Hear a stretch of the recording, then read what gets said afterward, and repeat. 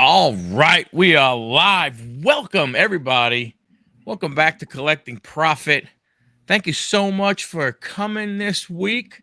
Much appreciate everybody's, support they've been given. The show and everything.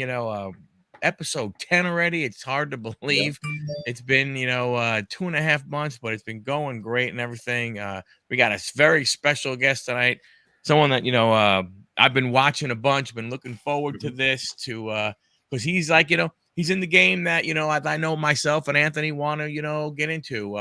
Like we said, it's, the bulk listing and using AI and stuff. So we're going to get to that. Before we get going, let me pass over to my partner over here, introduce himself, and then we will hand the floor to our guest to say hello to everyone. Yeah. So what's up, everybody? This is Anthony once again from Picksburgh. Appreciate you joining us. Quick housekeeping thing before we kind of get rolling. Just want to make an announcement that last week we had two winners of sports card show tickets to the sports card super show that's coming here to Pittsburgh at the end of this month. It's the 25th of March. It was Gate City Paul and Art Mansuko. Both of you guys won. Just send me a DM on Instagram at Picksburgh74. You'll see it scrolling below, and I will either ship your tickets or we can arrange to meet at the show, and I'll give you your tickets. We will also be giving away some tickets at the end of this show, so Michael will give away the details on that later on in the broadcast, so make sure you guys stay tuned. Excellent. And ladies and gentlemen, once again, thank you so much. And we give you our special guest, Jason from JMac Sports Cards, sir. Welcome. The floor is yours. I appreciate it. Thanks for the opportunity to have me on. I was pretty excited. Anthony reached out on Instagram and shot me the invitation, and been looking forward to doing more collabs and getting out on some live streams with some other folks. I did a couple recently on my channel. I don't do them as often as I should, but the hobby's great. Love mixing it up, meeting new people, and and just chatting it up. Love the hobby. Well, if you ever want us, let us know. We gladly go ahead and come on your channel, show the support right back at you. For sure. For sure. So I mean, to go ahead and get in it, I mean, one of the things that drew me to you was, the using a scanner and AI, for bulk listing, from that standpoint. But before you got into that kind of stuff, when did you get into the hobby? How'd you get into the hobby? Were you out and then came back in? And then how did you go from, I don't know, were you always a seller, or how did you go from collector to seller and stuff like that? Right. I started, pardon, something in my throat. Started collecting in the junk wax era, and like a lot of people, and kind of discontinued during like high school, college age years, and but once I got a career going again, probably 25, 30 years old, I was back, but not like we're doing now, not this level of collecting, but always buying a box or two here or there, and it was more about getting some, ripping some wax, over the years, but it was good. I came back like most people, like fully engaged during the COVID era. Yep. But very early. But like I said, I had because I've been ripping out, and I kept a lot of what I have been ripping over the years. I had some good stuff already, ready to go. Some KD, Steph rookies, and everything from junk wax, a lot of Jordans, and tons of stuff. And so I started pretty much right away. As soon as shows started opening up, I started setting up at shows in my local area, which I see W Vogs in the chat. Yes. He's in Charlotte area. So what's up W Vogs? And so and initially it was doing that pretty heavy, but even over the years, so I look back at my eBay account. It was active since 2009. So I started selling some, and it wasn't just sports cards. I would sell like, old smartphones, old cell phones. When I'm trading up, getting a new cell phone, I would sell the old cell phone on eBay. But but I was also selling cards on on eBay too. So since '09, I've been a reseller. Again, more of a just it as a little bit of side income, nothing like I'm doing now. But yeah, and then so when the hobby started slowing down a little bit, I transitioned to trying to figure out a way to really go hard online and not in shows as much. And so that was what had me going down the rabbit hole. I was finding a bunch of I even started, and now I got a lot of resellers in my feed on YouTube. And and there was a few that I had never even heard of in sports cards, that there were smaller channels and stuff that I latched on to learn about it. And and so that's what kicked off the bulk reseller business idea. And so we're underway now, and I'm up to 7,000 listings on my eBay store. Wow.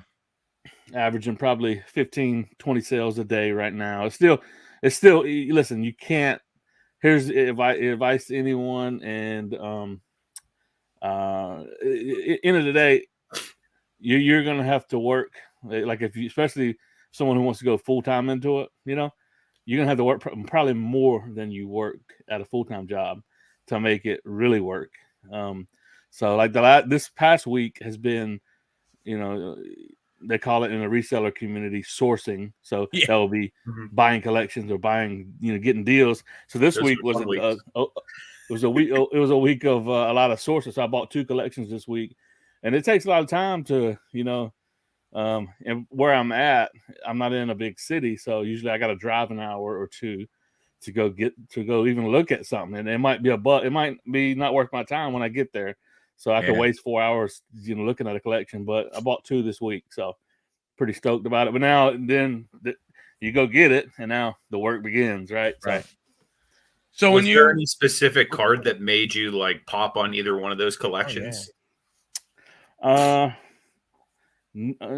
funny. Like I've been hustling hard too on that end of it, trying to break into buying collections and get good deals too, and that's hard too.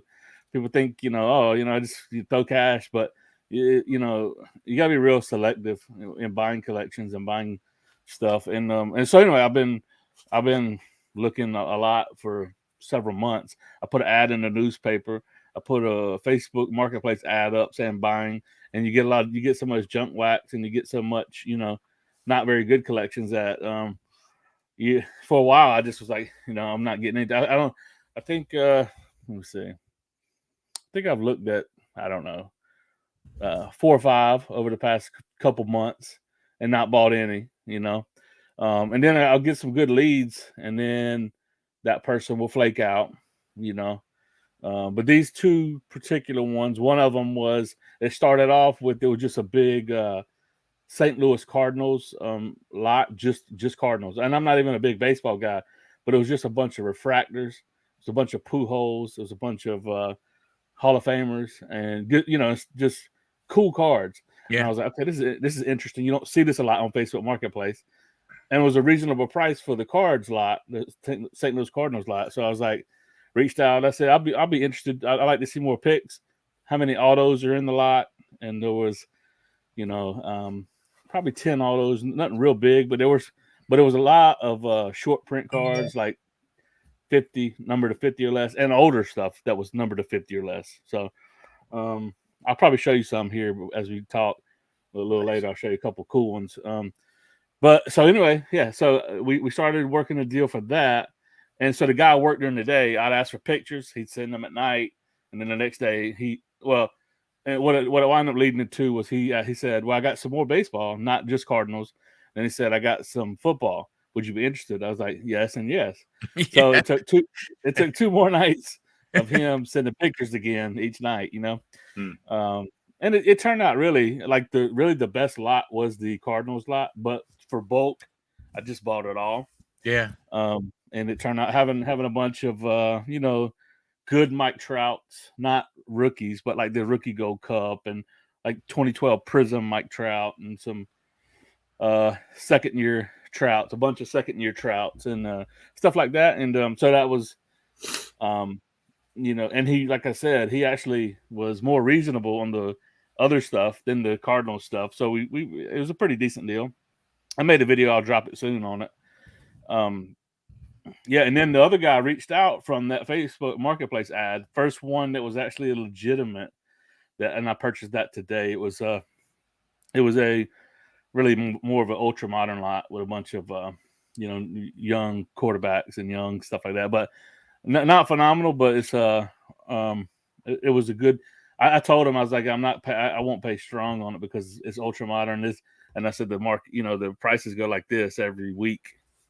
So he was like, yeah, I need cash, so I'll sell it to you. So yeah, it's about getting into the right price is the determination. Is there specific things you look for, or is it just all about margins, like when you're trying to source for your store? Mostly, I really try to get. I actually prefer like collections that have lots of retired players in it, and good players and Hall of Famers, honestly, because that way there's not much risk once it's purchased, right? If you agree on a fair price on a collection that has a lot of proven stuff in it, then it's not like that stuff's going to be going down. That guy's not having a bad week or month or year. You know what I mean? He's already retired. He's already chalked. So, and then, but if there is a bunch of unproven, if there's unproven players and newer stuff mixed into a collection like that, I'll buy it. Mm-hmm. But that's usually my qualifier. This one I bought, like I said today, was mostly ultra modern, but it was just such a good price. It was about margins on that one. But like if I were to categorize what I'm looking for, it would be, really preferably if I can get vintage in it, that would be number one. Yeah. But usually you can't, or it's too overpriced. So then number two will be, well, then I just want cool cards like that Cardinal lot with, with like Pujols and Yadier and Molina and, Hall of Famers, future Hall of Famers. And then there is cool cards of those guys. Do you find it's worth grabbing vintage, even if it's like the common cards, like if it's old enough? Oh yeah. Well, what do you consider what do you consider vintage cards? 79 and back is vintage. Will be considered vintage. Okay. So 80 up is modern. 80 to, I don't know what the cutoff for ultra modern is, but 03 or something. I don't know what it is, but so 79, a lot of 70s stuff. I've got a lot of 70s football, 70, 71, 69. And I sell, I do reels I was doing them every day, but it just became too much. So I'm not doing them every day no more. But probably at least 30 or 40% of what I sell is the vintage stuff I got, that stuff, that's the stuff that sells. People are always set building. And so, yeah, it's like that. I would prioritize that way up higher than anything else if I could get my hands on it. But it's just people aren't selling it in bulk. But I bought a 2-row from a dealer. I went to Kansas. My last show was in Kansas City, Missouri, and there was a ultra modern dealer who had a box of vintage. I said, "There's my target." So if you had a show, and there's a dealer that's an ultra modern or modern dealer, and they got vintage, that's where you could go to try to make a deal on it. And I bought his whole box, and I wind up, man, I made so much money off that box of cards. It had a lot of the league leaders like Willie Mays, Willie McCovey, Hank Aaron, but like later year stuff, like 60s, late 60s, early 60s, whatever the cutoff is. And a lot of it was 65, 66, and a lot of those got 2 to 3 Hall of Famers on one card. Oh yeah. How do you No, and so foresee? I was going to say with a lot of the stuff that's like super mass produced today, how do you foresee like say inserts of like LeBron James or Steph Curry or like Giannis? How do you see those holding up compared to like say the Michael Jordans or Charles Barkleys or like Shaqs? Like cuz it was super like overpopulated then too. Do you think right. like those will still Well, like be valuable in the yeah. long run? Well, I guess you got to kind of think of it more like like '86 Fleer Jordan wasn't as mass produced as the Shaq era was. That was the junk wax era. 90, Yeah. 90 really kicking it off was really like 89, 90 was like where it got like crazy. So Yeah. The '86 Fleer and even '88 Fleer, not too bad. So there's you got to understand when those peaks and valleys were and are. So yeah, because then when it tapered off, the junk wax era in '95, 4 and 5, people started losing interest, and then but then so from like '96 was Kobe year, Mhm. '96 to '99, there wasn't a lot of products produced, and that stuff is very rare. So I personally think like a lot of these guys like Kobe, LeBron, and a lot. Well, LeBron that year they started making a lot of products because of LeBron. Mhm. So his flagship stuff will always probably do well, but there's so much fluff with LeBron, like Mhm. like when Jordan retired, they made all these collector sets. You know what I mean? Yep. So when LeBron came in the league, they made all these rookie premier sets and premier. Mhm. So that stuff probably won't hold up at all any value. But let's see. But it's I so think different also because right when you look at just those two, right? LeBron still has more than one rookie card, Mhm. where yeah, Michael only really has the one.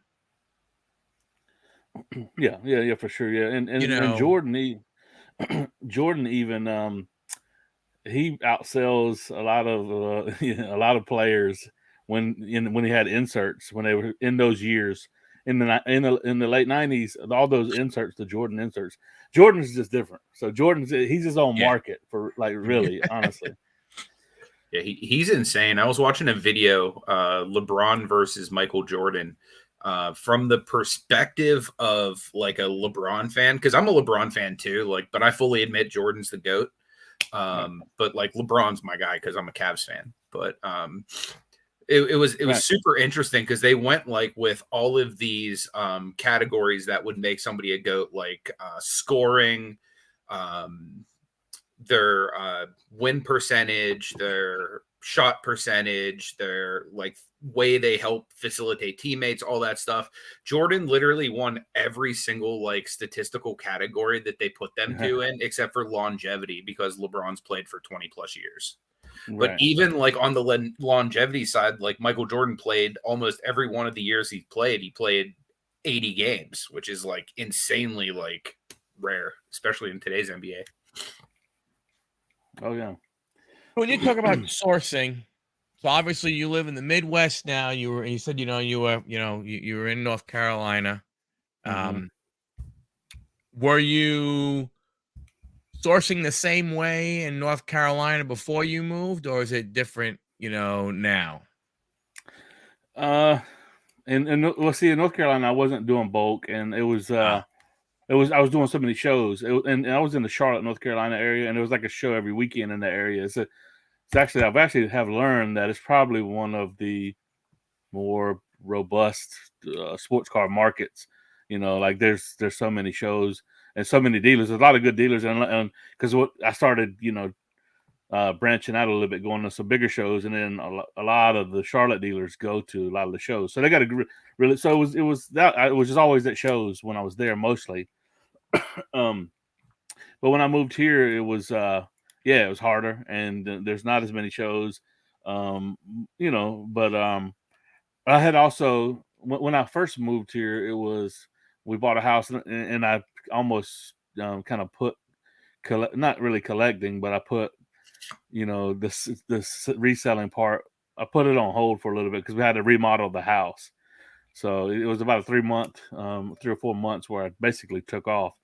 And so, but no, yeah. So it was just learning the area and trying to find, how to do it here. And it was, I still like that Kansas City show was a great show. I just because I wasn't finding collections, I just wound up taking um, uh, quite a bit of cash, and I was like, I'm going to dealers and I'm buying bulk deals. I'm gonna try to buy a table. I tried to buy a table out, but Oh wow. it was a girl that was getting out of the hobby. She was going to school in New York, and she had some good stuff. But I bought a nice 3-row box of all autos and patches, and I mean I'm still selling that stuff right now, like all day long. Awesome. But also, I still had and have a whole lot of inventory, so I don't really have to get the only reason I source stuff still regularly, like at least every couple months, is to get fresh inventory, Right.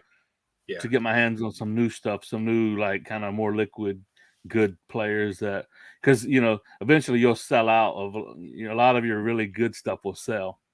Yeah, and like really good stuff I found like helps drive people to like my average stuff too. Like, Exactly. they might pick up one of my like 20 LaMelo Ball base cards if like they're already picking up another card. So Exactly. Yeah, that's the thing. Like the bulk thing is more of a hoping to for it to fill in the holes of so I'm always also when I source I take out enough and get a graded order going on every one. So I'm Oh really? and I'd love to get every month having a graded order come back. So that's also something that'll then it just just gets really snowball going. Gets a snowball going. Yeah. So Did the move help you or kind of influence you to go the bulk route? yeah, well, it was so it was kind of I made a video about it that like how much cash do you need to be a Yep. full-time reseller. Yeah. I don't know if you watched it, but I did. it was a good video. yeah. $1,000 So it bucks. was we moved we kind yeah. And it was and basically the end of the story with it all is if we kind of when we moved here it was sort of like we're kind of financially free to a good deal, a good extent. So we bought our house with cash here, and so we don't have a mortgage and stuff like that. So so that was the moral of my video was that to be able to do it full time, to do what you love, then you need to get some stuff in order. You know what I mean? Right. Get your money right. So so we did that. There's a little ad revenue. So you decide to go bulk. When you thought about going bulk, did you immediately think I need to go the scanner AI route, or was there, hey, I'm going to try and do this myself, my phone and my fingers, just Because I've done that route too. Because like I said, even when I was dealing at shows, I would still always in between always list two, and I knew that there was no way you could I could list. And once I started learning about it, and I think it's almost getting scary because I'm starting to see so many people interested in it. I'm like, is it going to be so many people that do we all like just cancel each other out? I don't know. We'll see. But then it will become a game of who's got the best stuff. right. It's still going to be still going to be like you said. Still, look, from reselling some other stuff. Anthony and I come from the reselling area also, where we first started, where we did clothes and coffee mugs and stuffed animals and CDs and all that kind of stuff, and kind of have moved over to cards and everything. And the truth of the money is, you make your money when you buy, not when you sell. That's right. Right. Yeah, there's a big channel, a big reseller channel called Buy at the Right Price. That's the name of their channel, and that's really? That's what it's all about. Video games and stuff like that, mainly. Yeah, buy at the right price. That's what they do mostly. Yeah. Yeah, he has some cool videos. Yeah, he's a big channel. So when you decided to go bulk, what made you decide to use Car Dealer Pro? I tested it out and with the 7-day trial, and I was like, yeah, okay, this is great. Especially again, it comes back to um knowing what I've learned is using all these tools is you use them as the tool that they're best equipped to do the job for. So with Car Dealer Pro, it does really well on not new stuff like anything over 2020. If you're just your whole inventory is all 2020, 2021, you're gonna hate Car Dealer Pro, and that's what people get in my comments. But if you got even that baseball, like I scanned a lot of that baseball, and you can even mix it up. It was all like different sets and everything.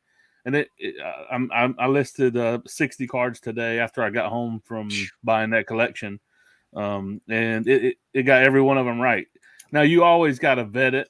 Sometimes it'll pick a wrong player or pick a wrong parallel, something like that. And but so anyway, I know, and I get people on all platforms. They tell me about Cronzio as well, and I'm gonna eventually try it out. But I went to the site, I've downloaded the app, the desktop app. It's just clunky. It's like you know it's just Car Dealer Pro got acquired by Colex, and they're putting the investment capital into it, and it's just where it was or where it is at. It's only going to get better. It's not, Sure. and so they got capital involved, investment capital in it. Where Cronzio, it's like this. I don't know if it's Ukraine or Yugoslavian guy. It seems like it's one developer that developed it, and he's not from here. And it might be some of the craziest AI in the world. It's just not user friendly, and Right. it just seems like it's just a one guy show, that's doing it. So far it hasn't been for me, but I think it's cheaper, and I think you can probably get more cards scanned using Cronzio. So I'm not bashing it. It's probably really great. I haven't fully vetted it yet myself, but just off the onset of researching it between Car Dealer Pro just seems a lot more professional. I'm willing to pay the monthly fee on it, um, and I've just had a great experience with Car Dealer Pro. So, Well, I know when I was looking, I mean, I just watching videos. Car Dealer Pro did seem to, like you said, the clunkiness, but Car Dealer Pro did not seem that way at all. It seemed more user friendly. Like you really could, but get the software, get your scanner, and it seems as though they're really like the learning curve is not huge. Where when I watched the other ones, it seemed like wow, you really have to do a bunch of stuff and really pay attention to things. It just seemed, like you said, clunkier, just not as easy. yeah, and there's this one guy, and I'm gonna probably butcher what he was trying to tell me, but there's like I don't know, like you can use some of these like JavaScript formulas with Excel and Cronzio. I mean, see, if I got to do all that, why do I want to? That's not. Right. If I got to be a developer to develop on an app that someone supposedly I'm paying that they developed, I don't want to do that. I ain't got that kind of time, energy, or mental capability. I mean, it's really like going to a restaurant and they just bring the ingredients out and say, "Hey, go ahead and cook and have fun." Yeah, and what I've really learned well, not most, but something I really like about Car Dealer Pro is that they build into it the comps. Like you click a link, your card comes up, you got recent sales and active listings, so you can see what the card is selling for, and you can see what the current active listings are. And while you're on that card or you got it pulled up, so you don't got to go to eBay. Click the link, and this filters to sold listings already for you. Um, so in other words, like to me, like even if I'm not, even if I was going to do 21, 22 Prism with Car Dealer Pro, I know it's not going to get the cards right or the parallels right, but you can still upload to Car Dealer Pro, and you can still use it as a listing tool, right? because Ah. you could go in and fill it all out and then download the Excel and upload your listings, and you probably you know, I'm sure you'd probably cut your time in half of what it would take to do it individually, even though it gets a lot of them wrong. You see what I'm saying? So Oh yeah. that's what I've learned. I've learned it's like a tool, basically an eBay listing tool. Can you Whether it gets use it right or not. Can you use this software without like one of the fancy, Fujitsu or auto feed scanners? Like if I say I had a Google Drive full of pictures and I wanted to take like the 1,000+ pictures I have and just say, okay, Car Dealer Pro, like find what these are and get them listed for me. Would it do that, or is it something to where it has to like manually No. read the card and that's how it finds it? If you took the pictures good enough where they were almost cropped, like just straight like of the card, Yeah. with your phone, you take it like right up close, and you basically, or you set it up on a tripod where it's looks like a scan, it will work.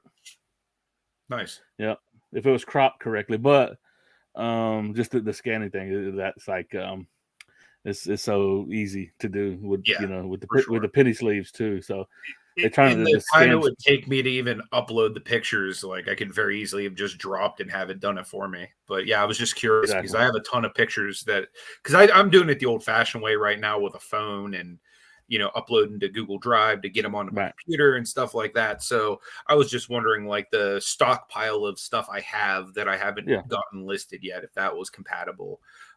Michael, are you able to click the link I put on there for his latest video about being a full-time reseller and everything?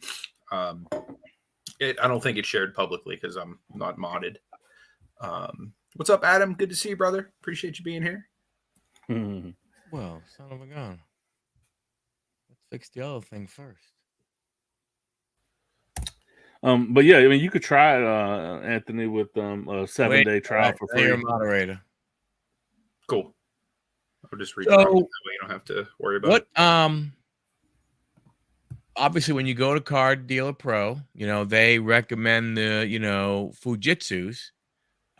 What did you find somebody else who was using the Epson? Did you happen to have one and said, hey, let me try that and see what goes on?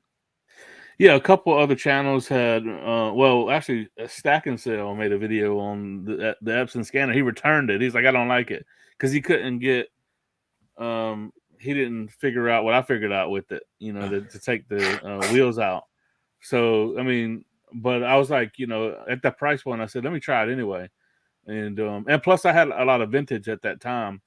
And vintage, you can scan it without penny sleeves because it's so thin. It's a paper thin product, Right. And it does fine.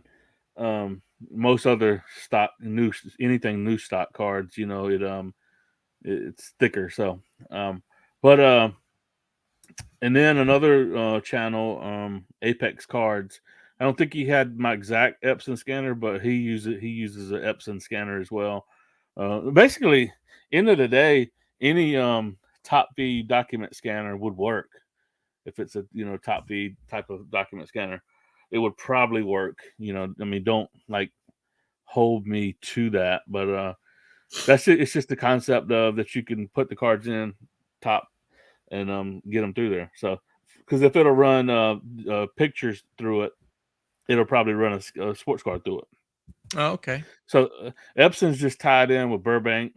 They're really trying to be the de facto sports card deal. You know what I mean? Like I said, but we were talking offline. Those guys. I've reached out to Fujitsu. I was trying to get some type of deal where I could get my hands on one. Number one, and number two, get some sort of affiliate program set up so that people could get one cheaper through a link, that I could share. And we weren't able to come to terms or an agreement on anything. So hobby companies are cheap.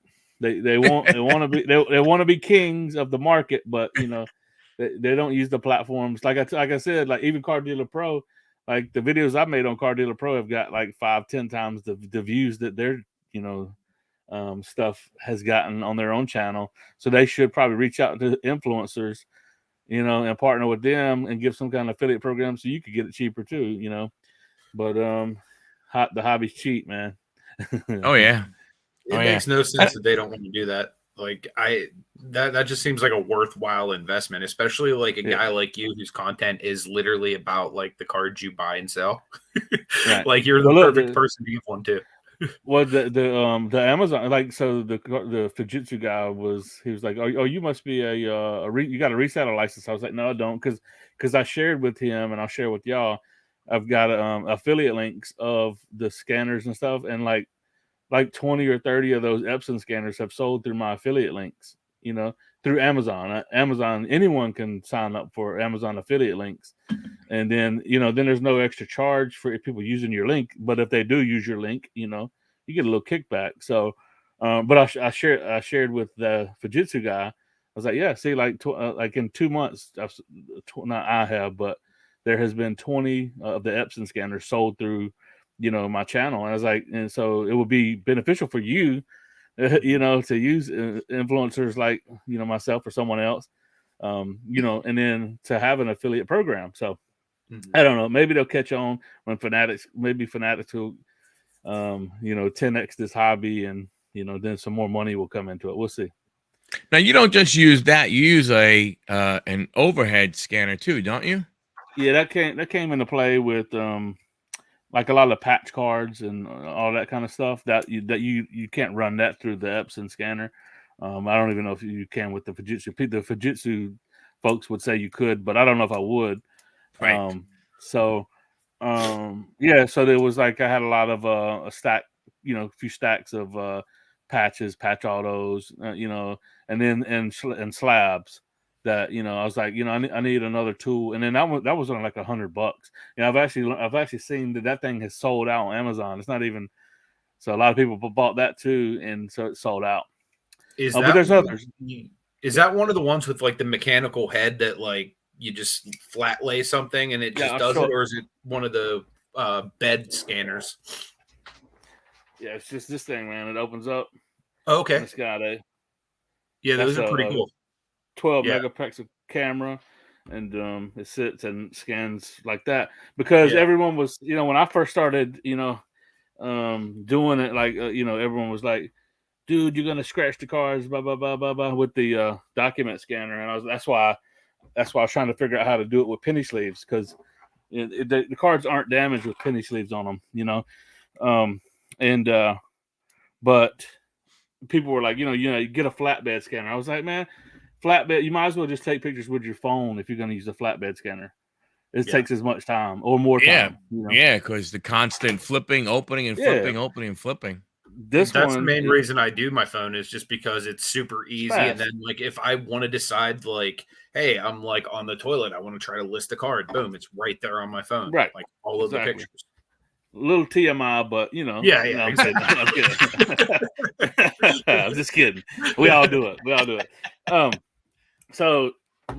This thing, it'll even like you could turn on auto scan, and you could just pop the card down, turn it over, and every time it registers, it'll scan. So you could go. That's really cool. This would scan as fast as the scanner. Now I will say that, because this is, I don't know where it's made, probably Chinese, probably, and the images are good, but they're not like, it's not an iPhone grade picture. Does the job, is fine. It's $100. So my whole setup so it's 300. This is 100, $400. And then just the supplies, and bubble mailers, and there you go. So probably I got this whole setup with all of the supplies cheaper than buying one Fujitsu, right? So if I ever become a big baller making 20 grand a month on eBay, I may buy a Fujitsu, but you see where I'm at. This is a good setup for someone to do it economically. Yeah. So with bulk and 7,000 plus listings, what kind of inventory system do you have? Well, that's where too probably having some, someone else working with you is clutch, because I started trying to do it all myself, and then my wife started coming helping organize, and then she kind of so she uh all my whole collection she is organizing on the back end of it Oh, over wow. time, and so but all she's doing is she just organizes it by product and year. Okay. Right? And then I'll get the 2 and 3 row boxes, and then if she don't know players and stuff, there, so then I'll take, if it's, let's call it, 97 upper deck basketball, right? Or 96, 97 basketball. I'll grab the stack that she sorted out of the collection, and then I'll go through it and say, this, out of all of these, this should go on eBay. The rest are just they're commons I'm not listing, But pretty much I list every rookie, even if it's a bad rookie, because there's collectors for everybody. Yeah. So even rookies that didn't pan out, I list them on eBay, and some people go back and they just buy because they went to West Virginia University, or they went to Ohio State, or they went, and they made it to the pros, but they weren't great. Or some small school, they went to SMU and they made it to NFL. So they're only NFL players, something like that. Do you People have still buy rookies. Start price for those type of cards that like might not be very valuable, but it's like I'm still going to list it because somewhere out there this guy has a fan? Yeah, I don't list anything below $199. Okay, but is I that do like with free free shipping, or is that like I do free $199 plus shipping. shipping? Yeah, and I will never accept an offer less than $150. And Okay. then so sometimes you see me sell a few cards at $150, but it's not that often, because at the end of the day it's cost 60 cents to ship the card. Yeah, eBay has a 30-cent fee, transaction fee, plus the 12%, so it's like 112. So you might make 20 cents on a card at 150. yeah. And so that's bare minimum. So in those kind of cases, you're hoping they pick up. And eBay it's a crazy place, because you'll get people that'll message you and they'll be like I had a guy I bought a collection that had a lot of Jeters in it, and I listed every single Jeter, Derek Jeter, that I have, Yeah. commons, everything. And he it was all the same card. It was all, I think, 04 or 05 tops Jeter, which is like way far from his rookie year. Oh, yeah. The guy just liked the card, and he's like, I want all those, and he said we take $10 for them. There was only 6 of them listed, but they're all the same card. So I did the math. I was like, that's 167. I said, sure, man. Yeah. I said, just go to each listing. And here's what I do, where a lot of people, I've heard other people, they do, because you can list a card like that, right? And then you could say, I got quantity of 6 on it, right? Mm-hmm. That's one way you can list it. Well, I don't do that. I list all my cards, even multiples, because that way all 6 of them can get viewed, maybe at some point, if so it gets exposure to all of those cards, whereas only one listing with 6 quantity won't get more. You won't get that much more traffic driven to you. But that may come to not being a good strategy when I got 100,000 cards listed. I feel like cards might be like one of the few gray areas you can get away with that, because I know sometimes, like, say if I had like 2 of these Black Panther shirts, like both like XL, like a lot of times, unless it was like used or like a definitive like condition difference. And I think that's what's cool about cards, is like each one is so condition specific. You can get away with having like multiple like listings of the exact same item, and it's technically a completely different listing, because one might have a left corner ding, one might have a right corner ding, or X, Y, and Z, because so many people look at these things for gradability and stuff. So that's a great point, because rather than competing against like Joe Blow, you're competing against yourself for that sale, which is even better. That's 100%. Yeah, 100%. And yeah, so that's something to think about. But and with vintage, to your point, it's 100%. And you got to make sure you get the right card with vintage. Like if you say you got 3 of the same card, one, and it takes a little bit of it takes some some time to really figure it out, So I try, because it will be very easy just to pick any one of the 6 Jeters, Right, and Um, just scan that one. well, what I'm saying is it will be easy. Like if if one of the 6 Jeters sold, it'll be easy just to pick one of them. But I actually look at the image and try to locate that one card. Right. So that they're getting that card. But with vintage, it's very important to do that because people are, there's a lot more variations with vintage. It'll be the centering or a corner tip, and vintage sells if it's poor, fair, poor. You know what I mean? 1 to 2s, even raw. Mm-hmm.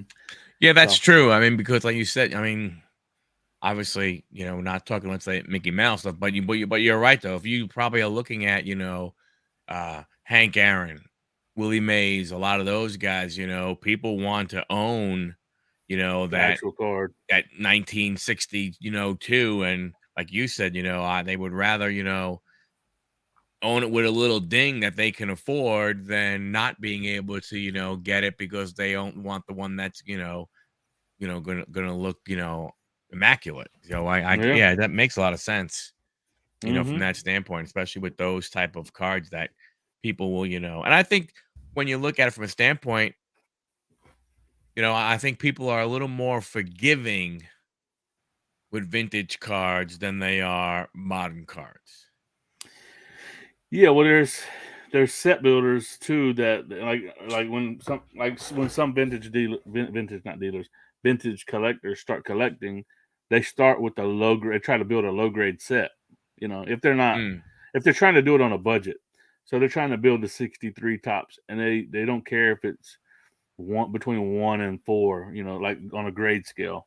If it's, so that would be a low grade set that they build, and then they would try to cycle them out and get a better card on each one over time. Those right. guys are meticulous, man. Those guys, because I deal with them at shows and stuff sometimes. I'm like, wow, man, they really do think everything through, you know. Oh yeah, I've seen that. I've gone to shows and stuff, and you see the difference. I, not trying to be. It's not trying to stereotype or any other type of stuff, but you see the difference between a vintage collector when they are sitting down looking at cards Hmm. versus a modern guy, right? A modern guy just sits there, boom, boom, boom, My boom. They fault. flip, flip, flip. A Right. vintage guy My fault. takes it out. Grab my He's leg. looking, turning around, looking at the angles of all the cards and everything. Yeah. Where modern hunters, they sit there and they just, they rifle through a 2 row or a 3 row in, minutes. That'll take a vintage guy an hour. Yeah, they usually pull up a chair. That's why they got chairs all around those vintage tables. You know what I mean? Yep, absolutely. I did just drop a link, guys, to JMac's eBay store. If anybody wants to go and support him for all of the Appreciate good that. information he's dropped, you'll see all of the 7,000 plus cards he was telling us about listed to his eBay store. So as you get, so obviously, this is, what you're going to do. It sounds like you plan on growing and so on and so forth. I know from watching your videos, you have your own, building in your backyard and stuff.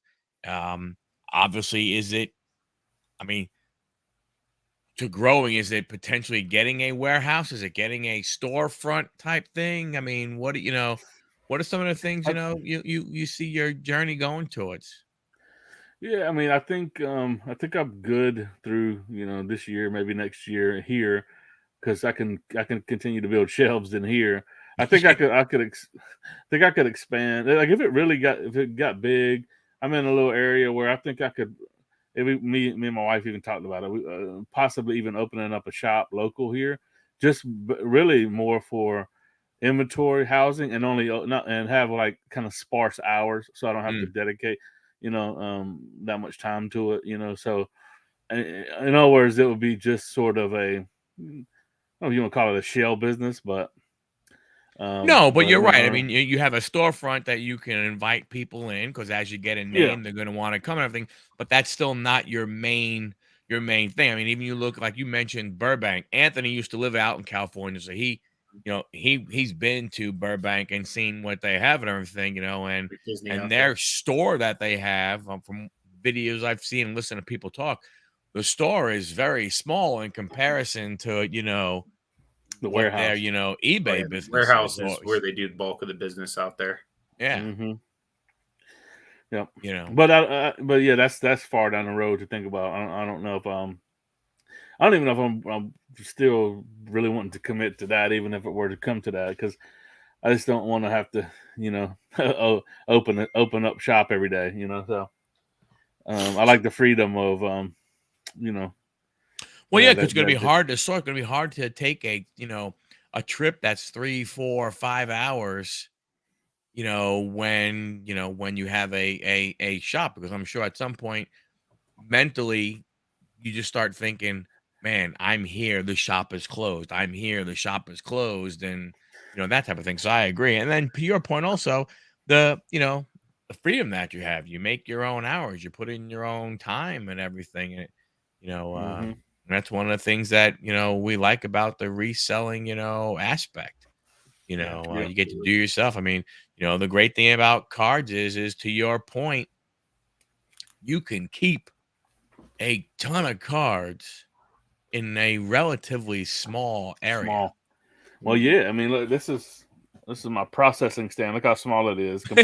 I'll stack them up. When they sell in the morning, I'll get the whatever sold here, and then I'll start printing the labels, and then pull from right here. That's small. That's all I need. I mean, that would obviously grow as well. Yeah. Yeah, no, it's for reselling. Yeah, it's like that's why they created the eBay standard envelope program for sports cards because no other resellers they don't. If you talk to other resellers about eBay standard, they don't even know what you're talking about. Right. They're like, what are you talking about? 60 cents? You can ship for 60 cents. But eBay created it for trading cards.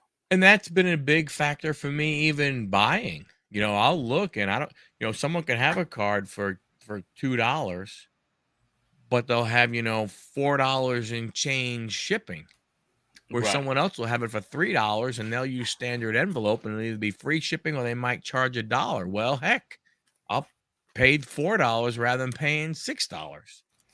Well, that's the deceiving thing, and I don't want to go down this rabbit hole, but that's the deceiving thing about about comps, right? Because a lot of cards, like you said, if they're like $5 cards, they sometimes $5 cards a lot of times will sell for 99 cent sold price, but like $5 shipping, Yeah. right? So it's still sold for $6, but then let's do a better example. Let's say a card sold for $5 and it shipped and it had like $5 shipping. So it's 10 people, someone's into that card for $10, right? Well, what do people always do? They want to buy it for $5, right? Well, why was someone willing to pay $10 total all in on that card, right? Because they thought it was worth $10 plus taxes and fees and all that. So that's the thing that people don't like to hear that, especially at shows and things. And I don't bring it up at shows. I'll just sell it. I sell things for cheap at shows. I always bring $2 boxes, and it's always stuff that sells between $2 to $5. And I don't argue, And so, in person, I don't make a big deal about that. But that's the reality of it. A lot of times, like you said, in days of old, lots of cards sold at 99 cents to $1 to $2. But then the shipping really made the card a $6 or $7 card. Yeah. Yeah, but what I don't understand is when you look though, there are still I don't understand why people don't use it. I don't understand what the negativity is bad. I get the whole, the tracking is not, the best. I get that, but eBay doesn't hold you to that. It The doesn't. That worst is the people that don't do it, but then do it. If that makes sense, like Yeah. they're charging you for like the actual bubble mailer, but Yeah. then when you get it, it's like plain white envelope. Right. Yeah. Oh yeah. Those are my Yeah. pet peeve Well, people. Well, you can sick eBay on them if people do that. You can actually, you can get I'll tell you why. I know why that happens is because the hobby is slow to change. The hobby, that's why grading these new grading companies, like, it's hard for anybody to catch on and really break out because of any area I've ever been attached or associated with, the hobby does not like to change. They're slow to change. Yeah. That is for sure. Absolutely. So that's why those old school guys, no, I only ship first class with bubble mailer but I don't know. I'm not using eBay no more. They start complaining about eBay because you're probably not selling much because you're not using the eBay standard envelope program, and everybody and the people that are selling cards. You're not because you're still trying to charge $4.50 for shipping. Yeah. Yeah. Yeah, and it's like I said, what surprises me is when I look how you still see. I mean, there are people that they don't have 20,000 but they'll have 1,000 cards listed, 1,500 cards listing, and they're still doing normal $4.50 shipping, $5 shipping and stuff, and you don't know how it's getting. That's the one thing that gets me. It's I I don't mind the envelope. I mean, I will ask a question every now and again. Hey, did you mail it? If it's been, 3 or 4 days over the stated time it's supposed to be there. Right. But I mean, I'll tell you right now, I mean, I've been buying with it and I've been selling with it. And on both sides, I've only had one card on either side that I had an issue with. I mean, I guess, again, now I'm not a 30 cards a day, guy or anything like that, but I've still had, good success with it. So I'm going to keep using it. Mm-hmm. I see no reason, to change and stuff.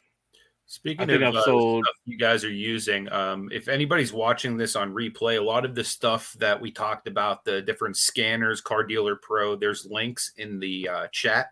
So if you pull up the live chat, even on replay, you guys should be able to get to affiliate links that I posted directly from JMac's channel. So anything you guys would get or whatever goes to benefit him as well. So just a heads up on that. Appreciate that. Yeah.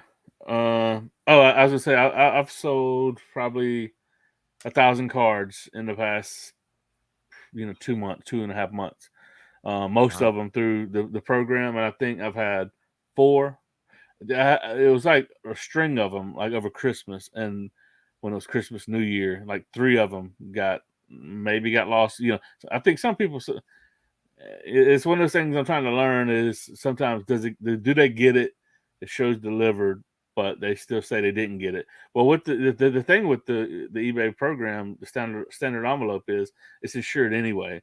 If they make a big fuss about it, you just refund them and then you file a claim. So I've had 4 cases that I've refunded the buyer, and and I don't make a big deal out of it. I just like, yeah, sure, man. I always try to say, maybe try to wait. I'll say wait at least another week. And then if you don't see it, just open the case. I'll refund you. It's insured. And you as a seller, you got to wait whatever the date of the sale was. You got to wait 30 days later to file the claim. And then you get refunded pretty much. So all 4 got refunded. So you can't lose. It's a you can't lose it type of program, really. Yeah. So as long as you're not selling cards over $20, because they only insure it up to 20. Right. It's I mean, it really has. It was a fantastic move by eBay to do. Absolutely. Right? It really was. It opened up that the bulk seller, the set builder guy to shop on eBay. Absolutely. Yeah. Plus, It really did. it eliminates a lot of the guys that are like scammers that would basically come after you for your $1 and $2 cards. You know what I mean? Because you're not going to mind throwing a stamp on something like that. You know what I mean? I can't tell you over the years, especially whenever I was really heavy with the TCG cards, how many people would like, oh, I never received that. And you have no way to prove it if there's literally no tracking. So was huge just all the way around, not only for the people buying the cards, but for the sellers wanting to sell the cards, you know, getting a little bit of protection and peace of mind that, you know, this card will be tracked, or at least, you know, if it's not, eBay's on the hook for it. Yeah. Right. So what do you think? Go ahead. Go ahead. No, after you. I was going to say, I've been thinking I'm going to make a video on that topic because I haven't seen anyone, and I get a lot of questions about like the how to get refunded as a seller on this plain white envelope program. So I'm going to make a video on it because I think there needs to be one made on it so that I don't know if a lot of people have even went through the process. It's so easy to do it too. You do got to screenshot like the order number, and you got to screenshot the message that came in that said item not received. That's it. That's all you got to do. So we got a question for you. Is there a price limit where you no longer use the envelope shipping? $20. If it's, let's say, if I list it for $25, a card for $25, but I'm thinking I'm going to take offers and probably get 15. I'll still do it on that one, those types of cards. Because you know what I mean. But if it's a $50 card, then that's going to be $4.50 shipping. Yeah. So basically $25 is the cutoff if you're accepting offers. Do you put for like, say your more expensive cards, like if say you have a card that's like 1,000 plus or whatever, do you ever charge more for shipping, like to do like the priority rate to get a little bit more protection for yourself, or are you pretty comfortable being that it goes through authenticity now on those more expensive ones to just go ahead and first class it? Yeah, well, I don't first class it. If it's like I still set it at $4.50.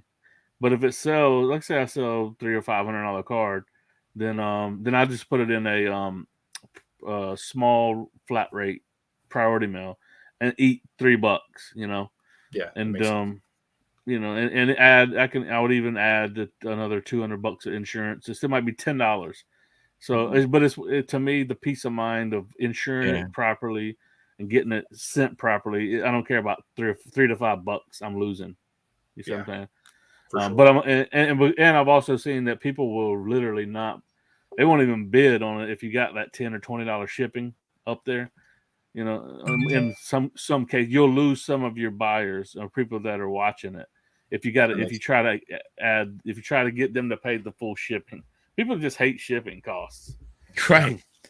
Absolutely. Well, it's funny, and you know, and you know what I mean. Like I said, you know, Anthony and I have dealt with this for, you know, many years as being resellers of it's $10 with free shipping, or it's $5 and $5 shipping, and people are like, well, hell, I'm buying the one that's free shipping, and it's like it's the same dang price.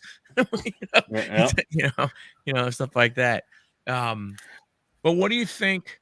You know, with the hobby and stuff as we go forward, you know, what are your thoughts on the whole Fanatics? I mean, we found out recently that when you look at the calendar, I know you're not a baseball guy, but we did look at the calendar and release calendar to see that Panini has no baseball. They basically have said they are done. They are out of the baseball market. Now, I know a lot of people don't like it because it doesn't have the logos and everything, but what do you think?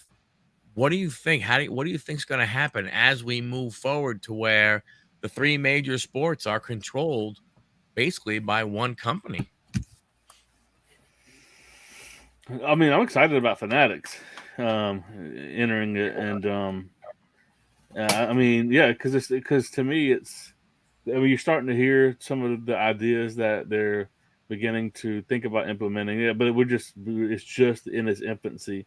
I mean, because they're tied in. It's not just the thing about it is I don't look at it like it's just Fanatics, because it's really now the leagues are going to be tied into sports cards because of the players associations that are going to be. So like, just yesterday they announced that they're going to, one of the things, which, I mean, a little bit corny, but it's like there'll be a redemption to get a social media follow from a guy. Yeah, I You know what saw I that. mean? Yeah. So like Trout follows you. That'll probably be like a chaser. Kids are like that. Stuff like that. But That is kind of cool. I think that like I said, I think that one's kind of corny, but that just shows you the things that could be. There could be a redemption for an in-person signing of a key rookie or something at a rookie premiere event or something. You know what I mean? And like a Yeah. VIP experience. That could be something in the future you could see in sports cards because so to me it's Fanatics. The way they structured the deal is they're getting a vested interest by the leagues into sports cards. Yeah. So I mean, I like the idea of the redemption kind of thing going away. I never understood it. Like I understand, okay, ooh, this is a 1 out of 10 and everything. To me, what I don't understand is why don't you know what the card is? Why don't you have the player go ahead and just sign him and put him in a vault and have him sitting there? You put him in a safe somewhere in the corner, and then you don't have to worry about number one, you don't have to worry about dates, right? So imagine if you were to pull, I don't know when redemption started, but what if you were to pull, a 1997 redemption card, knowing that you could still get it? It would, it would be awesome. Rather than going, Yeah. wow, this would have been a triple patch auto of this Hall of Famer, but all I have is a redemption card because I can't send it in because it's 10 years old. Yeah, this past year somebody pulled a Jordan a Jordan auto redemption. Oh, really? And I don't Oh, wow, remember I the missed that outcome. one. I don't remember the outcome of it, but I imagine they were pretty upset with that. So Yeah, that would suck.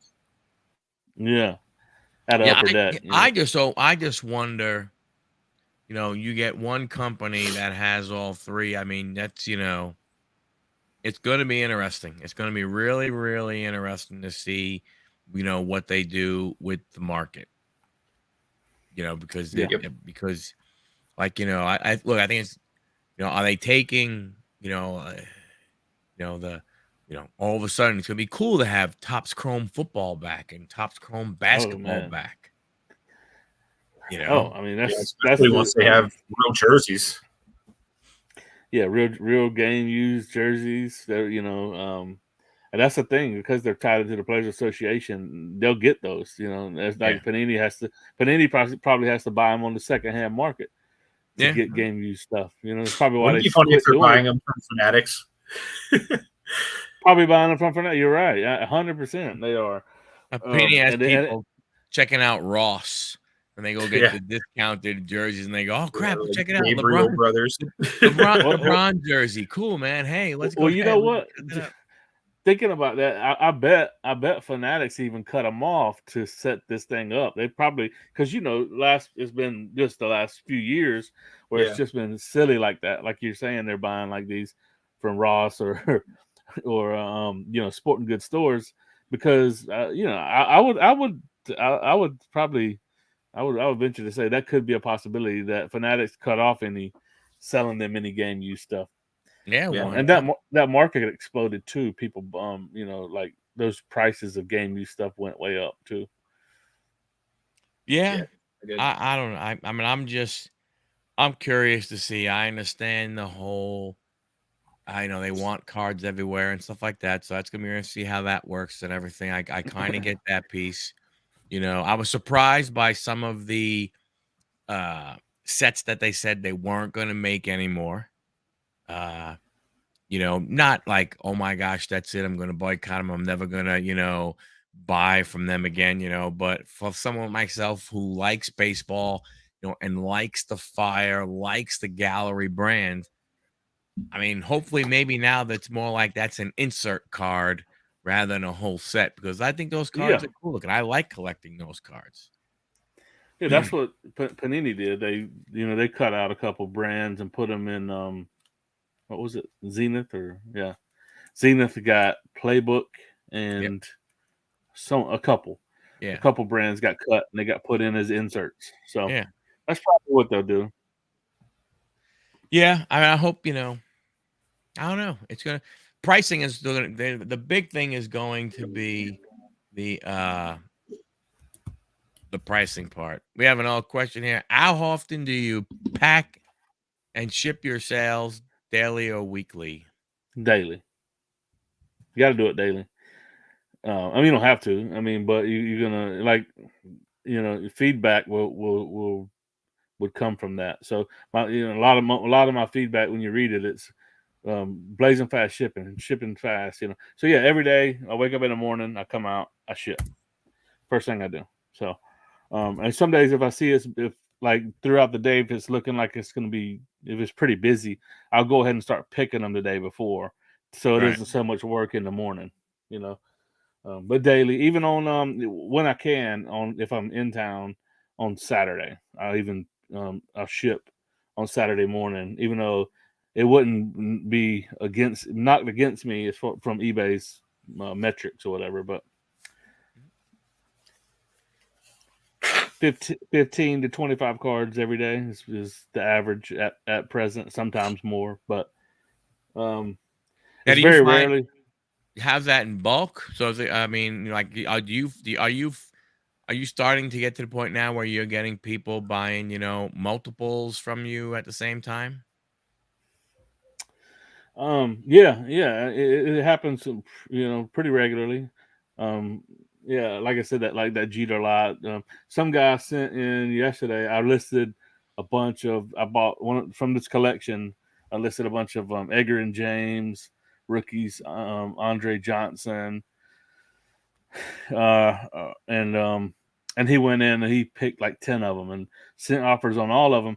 And when I see that, like I probably wouldn't accepted the offers on one of the cards, that the offers he was sending. But when I see it's one person, it's almost like when someone comes to my table at a show and they make a stack, I'll make a good deal with them.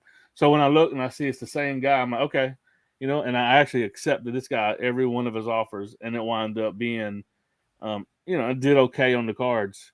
But it was, to me, that's an eBay version of a bulk deal. Right. Mhm. So I accepted. I didn't even counter or negotiate because you know I was actually very surprised that Edgar and James, who's a Hall of Famer running back, and Andre Johnson, who will be a Hall of Famer. I was like, they sell between $2 to $5 all of their rookies. So I mean, unless you got something special. Right. So all his offers came in that range. I was like, yeah, that's fine. You can have them all. And but yeah, it happens. It happens at least 2 or 3 times a week. Some bulk stuff comes in like that. Yeah. And look, you're in the business of selling them, not collecting them. I mean, That's it. if you're gonna list it, you might as well, Especially if you have attachment to Edgar and James. yeah, Yeah, No, I mean I did. it's interesting. I like the whole thing. I mean, the thing you're doing and everything, the bulk game and everything. It's like I said earlier, when I saw that video of yours using the Epson, because up to that point, I mean, I really hadn't seen anybody use anything other than the Fuji. When I saw that, I was like, holy cow, this can happen, a little quicker. Getting the inventory and having it, ready to go to be able to do it, because that's the other point, right? I mean, it doesn't really pay to go ahead and get all that stuff if you don't have the cards to use it. Right. What would Right. be Yeah. what would be your advice to somebody, like, for example, myself? Like, I will list some cards that are from like the 80s and 90s and maybe even some older, but for the most part, the bulk of the stuff that I'm like buying, sourcing to sell is stuff that's like 2019 to present day. Now, with that being the case, would you still recommend getting like one of the fast, efficient scanners, and getting one of the programs like a Car Dealer Pro or something like similar to it? Or like, what would like be your suggestion as somebody who sells a lot of cards? So like somebody has mostly like ultra modern stuff. Yeah. I don't know. I know there's a few guys that yeah, now because I'm starting to connect with some of these, a lot of different sellers that that that we all kind of, you can do it however you want, you know what I mean? But probably not, honestly, because yeah, I mean, it's you like the one of these overhead scanner. I would probably use that. I'd pick up one of those and maybe even spend up a little bit more if you Can just you get do one. multiple cards at once? Like, say, like I'd put out like 20 cards. Would it like, or even like It's 5, like a smaller sample size? Like, would it they, scan them they all, crop them, and stuff? they do make them, and this one has the capability to do it, but it's not. It just don't work that well. It's called multi-targeting, but this one, like I said, this is a cheap one. The one I got is, Yeah. I'm gonna eventually upgrade that one, and but it's a good starter one. But like if you weren't gonna get a scanner and you were just wanting to do something, get one of these overhead scanners. Maybe like I said, get a little nicer one. Epson makes one like another high end one, like $500, and Fujitsu also makes one that is like 600, I think. Does that overhead have its own light source, or is that something you need to provide? It's got there's a light. That's the LED light right there. Cool. But Yeah, I I also thought I saw some on there. I wasn't sure. sometimes it gives too much of a glare. Okay. So like I overlight it with my light that I use for the ring light. I put it where it hangs over it, and then it disperses it where you got even light, and not just that light. That makes sense. Yeah. So you're not using the Epson scanner for your Chromium cards?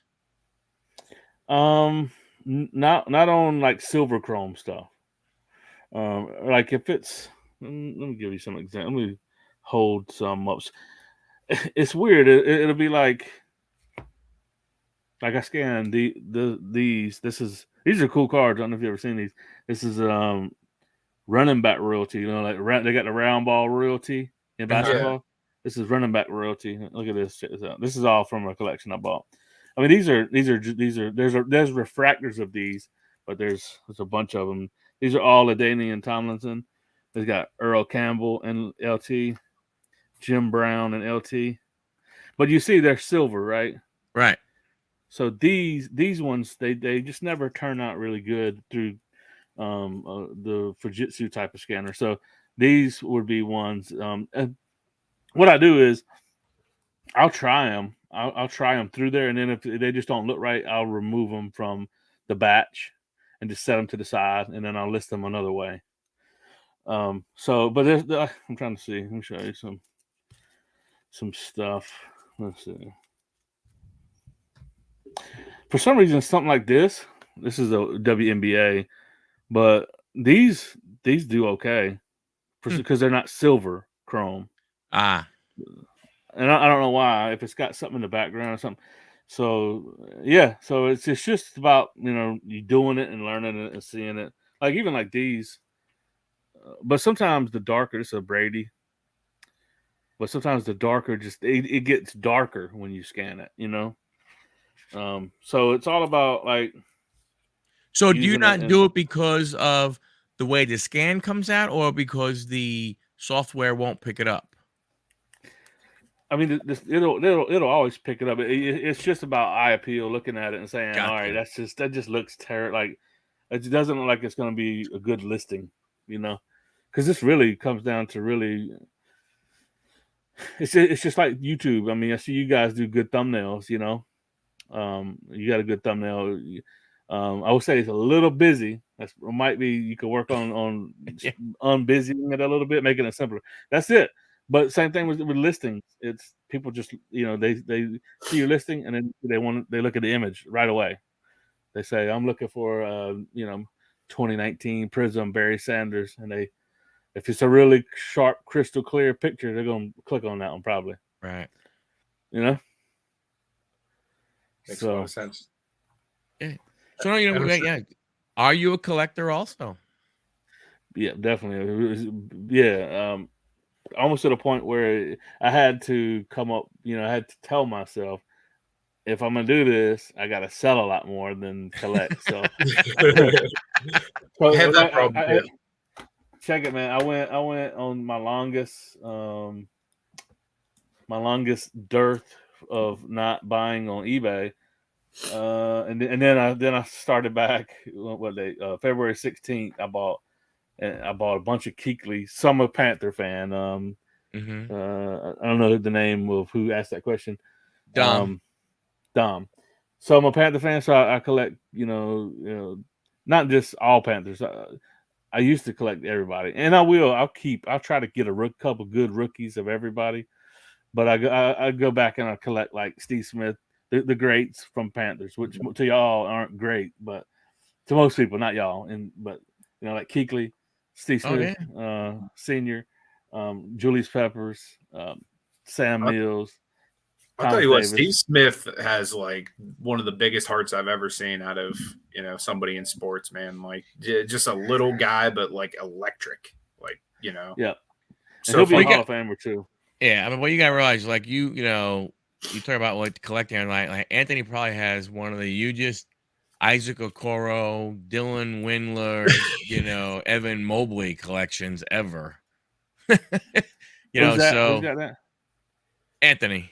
Yeah, Anthony, I collect okay. Cavs. Like I'm such a degenerate with it. Like the worse they are, the odds are the more cards I have. Like I have a ton of Anthony Bennett just because he was like one of the biggest busts ever. Right. Anderson Varejao. He has that cool That's my Anderson guy. Varejao blanket. I do. Yeah. See, like behind me, that's I could probably lean it a little bit. Oh yeah, wow. Yeah, I got that signed at a spring training, so that's signed by Kuechly. I got it signed in person. My holy grail is this is my holy grail. This was also this is a mini helmet, but it's signed by Cam and Luke. Oh, nice. I got it signed myself. I got pinned on the fence. So when Cam was at his height, when he was at the height, and this was the year after the Super Bowl year, so 2016 training camp, and so when he came over, he didn't come to the fence very often, but when he came, mobs of little kids and they came, and I was at the front of the gate, and I got pinned to the gate, but he came right there, and I said, "Will you sign this, sir?" And, that's awesome. So that's a holy grail for me right there. That's one of my favorite things in my collection. Oh yeah. Dom says his favorite player is D'Angelo Williams, and I'm a big fan of him too. Yeah, I collect him too. Crossover. Jonathan Stewart too. Yep. Yeah. No, not Sam Darnold though. No Darnold. Yeah, I got his damn Jets jersey, man. Like here's a couple I picked up recently. That's a Kuechly gold rookie, Topps gold. Oh wow. Oh nice.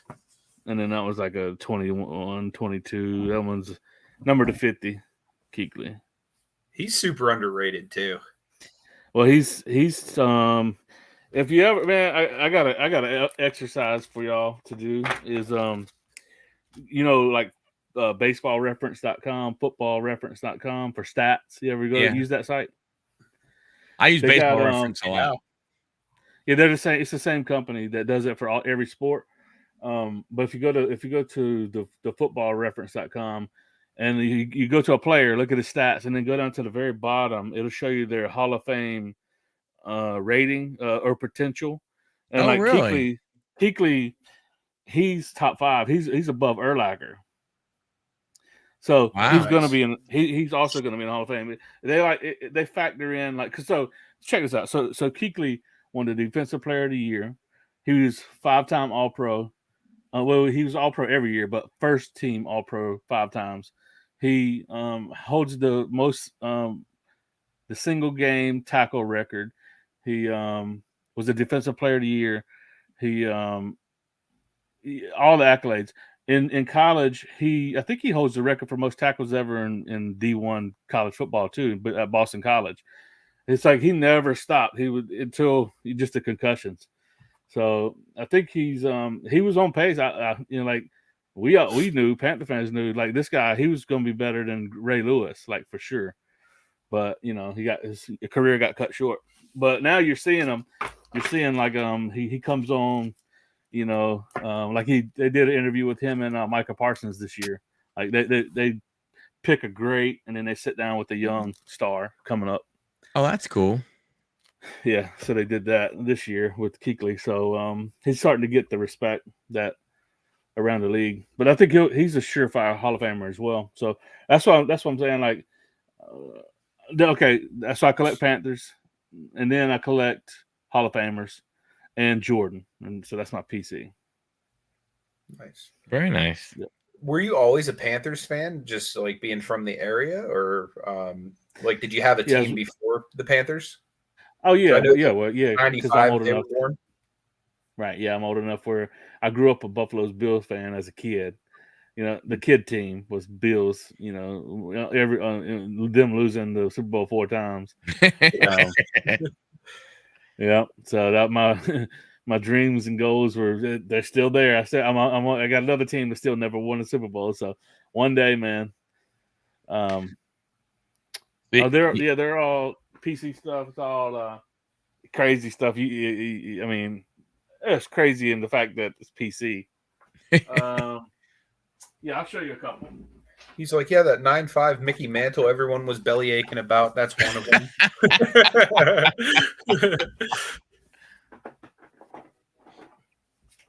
All right. So Muhsin Muhammad, he's a Panther great. He was the number 2 to Steve Smith, and that's an on card auto, number 250. Oh yeah. Yeah, so Muhsin Muhammad. Cool. Wow, that's cool. Rated guy. It's a DJ Moore Immaculate RPA. Oh, that's nice. Yeah. So it's a true 9/99. There's a Cam Black Refractor. Nice. Steve Smith auto. This was number 2. Is it numbered? No, I don't know. I don't think it is. That's a nice looking card. Yeah. There's a Brian Burns Snakeskin. This one's 1 of 88. Nice. Number 1? It's number 1, yeah. That's very cool. I like those number 1 cards out of whatever. Right. I always like the first and the last. Like, or jersey number, obviously, but yeah. First and last or jersey number, yeah, those 3. Anytime you can get your hands on any of those. And then the last one I'll show, I think, is this is a really cool set. Topps Finest. The refractors. That's Thomas Davis. Oh, nice. So, and this one's numbered. It's a refractor numbered to 299. So I think it's a blue. I love those Finest sets.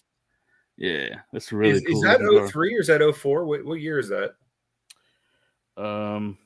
Oh, okay. I was gonna say I'm pretty sure I have like a similar looking LeBron, like in one of his earlier career Cavs uniforms in that same type of Finest. Yeah. Oh well, I'm also a DJ Moore super collector too. I forgot to say that. But I quit buying. I mean, like if I get them in a deal at a show or a bulk deal, because I can't go out there and spend all this money on personal collection stuff. But if I can get it, if I can work it into a deal, I'll get it. Like I got some of his cooler rookies. I got like a 101 gold vinyl Contenders Optic 101 gold vinyl auto, on card auto, one of the cooler DJ Moore rookies. Oh yeah. And I got like some cool RPAs of DJ Moore, like jersey numbered. Like I got a tie-dye select tie-dye jersey number that's got like this crazy Panther patch in it, So yeah, so definitely a collector, but like I said, I've had to temper it way down to make this thing a full-time thing. But when I buy these collections, I usually keep 1 or 2 cards for the personal collection. If there's something in there that if I can still sell everything, make good margins, and keep something, I'm always looking to try to keep something. I'm always going to be a collector. That's what I was going to ask you. Like, what were your parameters? Like, just making sure there's enough meat on the bones, and then if it's like obviously like a Panther or like a player that you like really covet, you'll try to squirrel them away for yourself. I do that a lot of times at shows. That's where I can do it more than in a collection, because a lot of times in a collection it'll be whatever they got in the collect. You know what I mean? It is a great added bonus if there's something that I really like. But usually in the collection, it will be like some Hall of Famer that I don't have maybe a rookie of, or like I'm trying to get like trying to get some good vintage rook. You know, I don't have a lot of big vintage rookies, you know, but like of Mays, Aaron, Mantle, and even basketball, you know, Dr. J, Larry Bird, Magic, you know, all I want to get like a good rookies of all the Hall of Famers, but I usually settle on like something later year, 2 years in, and then I'm working back to get something better. Backwards. So when I get a better one, I'll sell the other one. Makes sense. Yeah. We kind of talked about this earlier of what I look for in the collections. It's usually try to look at not prospects. It'll be more like I'm more intrigued if it's full of Hall of Famers and or retired players, but cool cards of Hall of Famers and retired cards and retired players, I should say. Is there a specific avenue you like to source at, like whether that be like a Facebook Marketplace or a group or like live in person or a shop or any of those places? All of the above.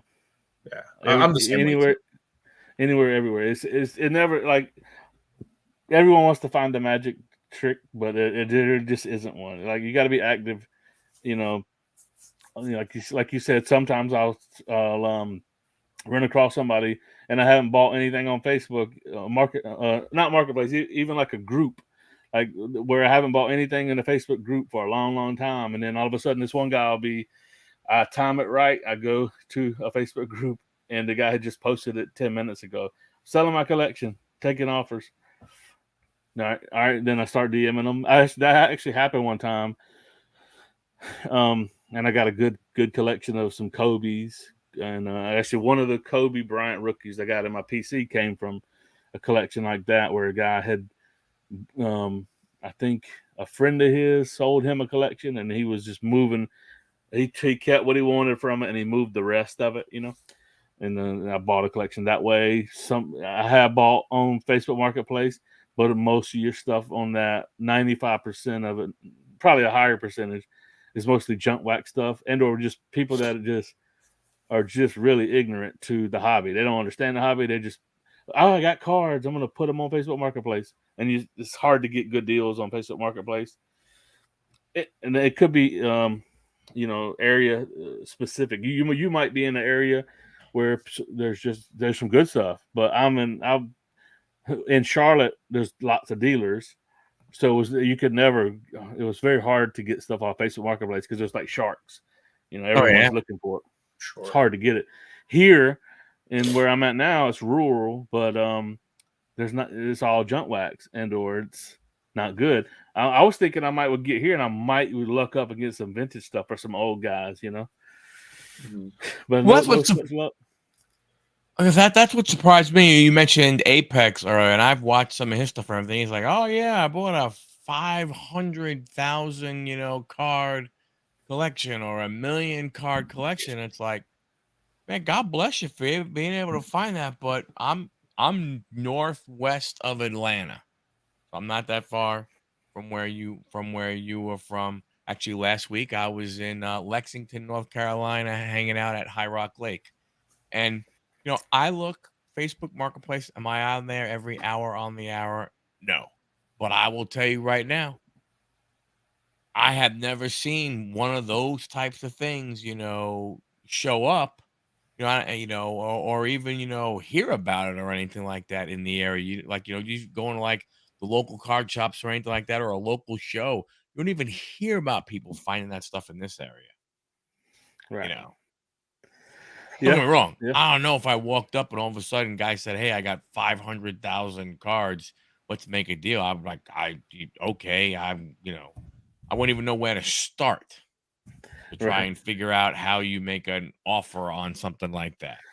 And usually that's the hardest part is like sometimes people will post and post their stuff, but they don't even and won't even come up with a number. It's so hard people to come up with a number. What was I gonna say? Oh, but I have also gotten starting to get viewers of the channel and stuff like that. They I bought a few things, a couple small collections of people on the channel and stuff like that. So that's one of the benefits of having social media and YouTube too. You know what I mean? But nothing on the level of like baseball card collector, investor, dealer. He makes that his full. That's most of his deals come through that. Yeah. His stuff, and he sits there when he does his breakdowns and everything. I'm like, holy cow! Just it's crazy. But to your point, as you grow and you get more of a reputation, and you also are not trying to screw people, right? You're Right. giving them a fair offer. Next thing you know, wind up getting recommended. Hey, Correct. I Yeah. dealt Yeah. with Yeah. this guy before. He was fair. He was quick. He came. He got it. Give him a call and stuff like that. And you get that type of stuff happen. For you. The word of mouth is the best.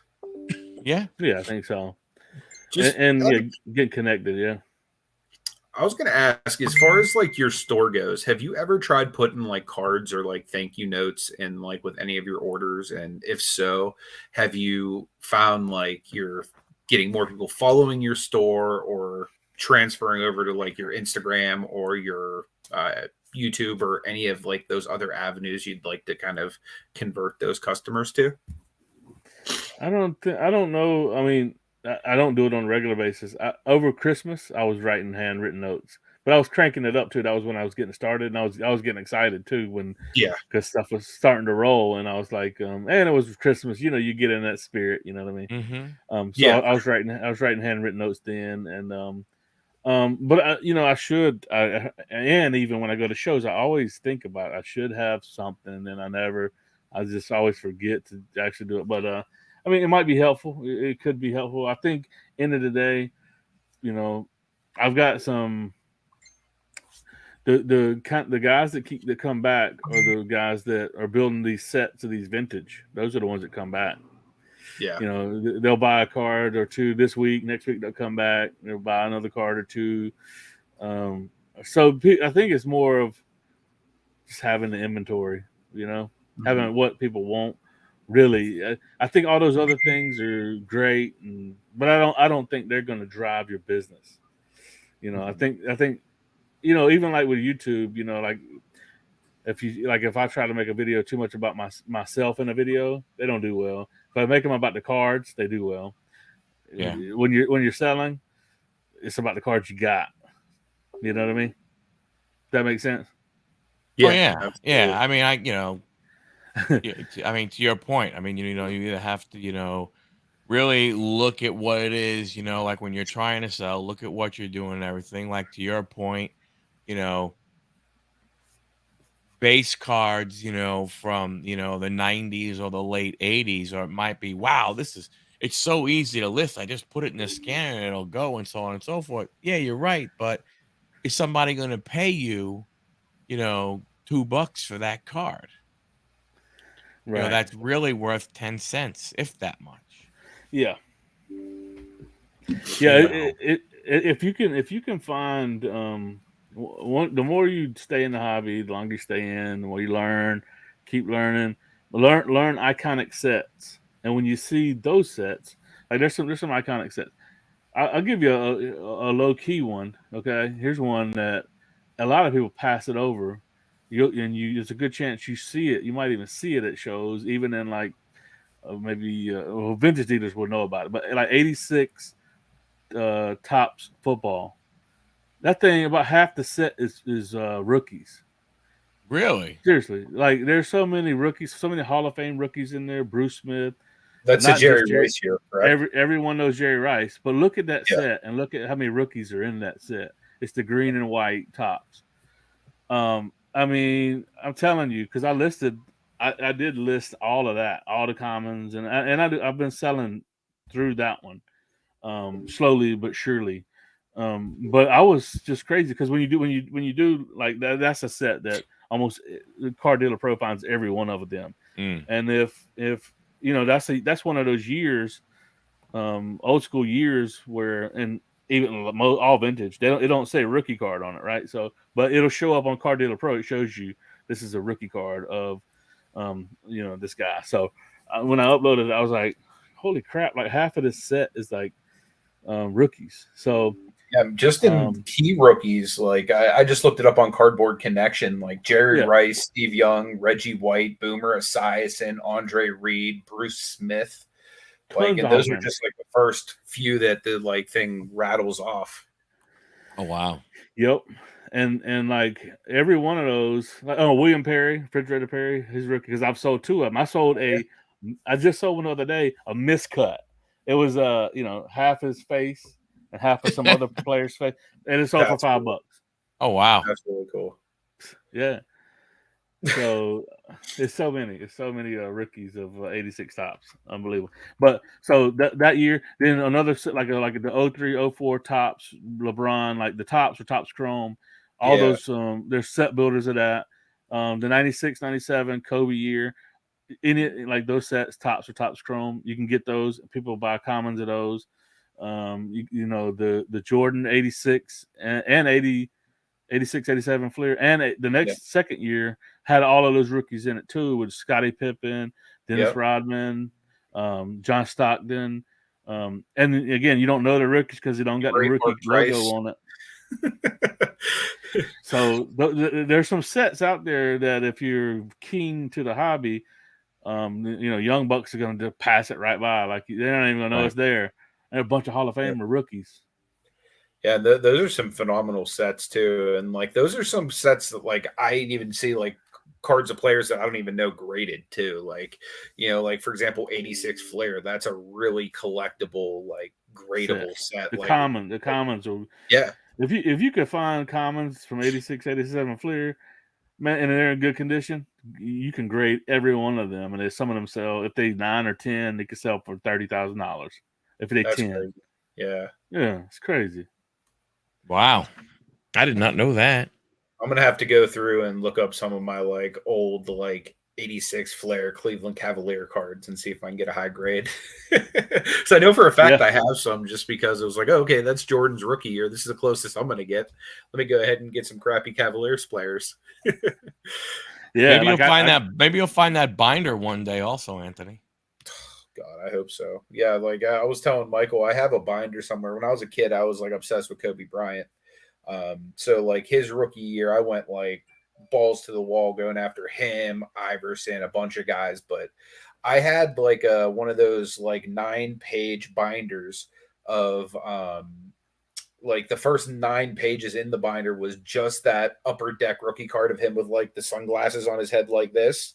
And then like literally like every card I could think of from his rookie year, second year, third year was just like every Kobe I could get my hands on. I was just throwing them in this binder, and somewhere in my mom's house, this binder exists, but I feel like it's like nowhere to be found. I've been looking for this thing for like years, but like once I find it, it's like, okay, now I'm set for life. Just because I was like a degenerate collecting Kobe his first 3 years. Yeah, who knows? You might have some refractors or something. That'd be crazy. Yeah, I mean, I don't know if I have anything like super wild, but like a ton of base and like just stuff I would get out of packs, like just ripping. Yeah. And back then, his stuff really wasn't that valuable, because he was the number 13 overall pick. Like he wasn't like, obviously he was a Lakers, so that made him a little collectible, but like he wasn't, expected to be as good as he was. Well, of course not. He was an 18-year-old kid, from Philadelphia. Everybody was like, yeah, whatever, What about you, Mike? But it should have told you something. There should have been something. If Jerry West is going to make a trade for you, it should have told everybody, hey, this kid might be something here. The logo went after him. Yeah. Yeah, and honestly, he was probably every bit as good of a front office person as he was like an actual basketball player too, which is scary when they basically made the logo after him based on his basketball career. But yeah, I mean, front office wise, like he was a huge part of like even the Lakers dynasty, beyond his playing days and everything like that, just building, some of those players. Well, we've had Jason for way longer than than I'm sure he thought he would be hanging out here. So we'll go ahead. Thank you so much, man. Wrap it up. It's been awesome. It has been great. I mean, it's given it's inspired me to go ahead and, really, look deeper into it and see about, oh, there's a blast from the past, Jennifer Hayes. Jennifer? Yeah. Oh, I didn't see her because I'm on the Huddle thing. She must be on the Goomba. Yeah. What's up, Goomba peoples? But yeah, I mean, inspired to go ahead and look deeper into it. Figure out that scanner and everything. Just, get a little more organized. But I think I'm definitely, gonna look to do it and stuff. I mean, I have my son is into the hobby also. He has a bunch, so it's not like, he'll be able to, you know, uh, you know, get use out of it also. So it's not like, Yeah, just sit around and everything. So they'll and probably teach you. yeah. I mean, That's how it works. I looked online to see if there are any, used ones because I wasn't sure, hey, so on and so forth and everything, but couldn't find, the one you had. And I mean, I don't know. I'm sure there are other ones, but watching someone who uses that one versus just saying, well, this one is kind of sort of looks like it. Let me get Taking a that shot in the one. dark. Yeah. Yeah. I'd rather go with one that, I know somebody has used. So, again, Just saying, I know a guy with an thanks a lot. affiliate link for those scanners. Let me Oh, yeah, redrop those for anyone who's. all my videos got a link to it on Amazon. But I just yeah. redropped them for you. So anyone interested, all three of the scanners we talked about, whether it be the cheaper Epson model, the Fujitsu, which is the more expensive model, or even that overhead one that we had discussed, all three of them are linked there. So if anyone wants to look a little further into those, like I said, it does go to help JMac's channel. So Yeah, and I think that's probably, I would say there's probably been like a 70-30 split. Like 30% of the people who have gotten it didn't like it and they returned it. And then a lot of people are they every video I drop, man, it's been a life changer. It's been a life changer. So so it's, there's gonna be, you might like it, you might not. That's the thing, but for me, like I said, for the budget and for what I'm able, and mine, I mean, now I've ran 10,000 cards through it. It's still going strong. There's no, because I know inside there's like a mirror. Like it can get scratched. Even Fujitsu, they all got them. So Right. there's these internal parts that when you're using them in volume, there's some stuff that can get with Fujitsu or this Epson or any of them.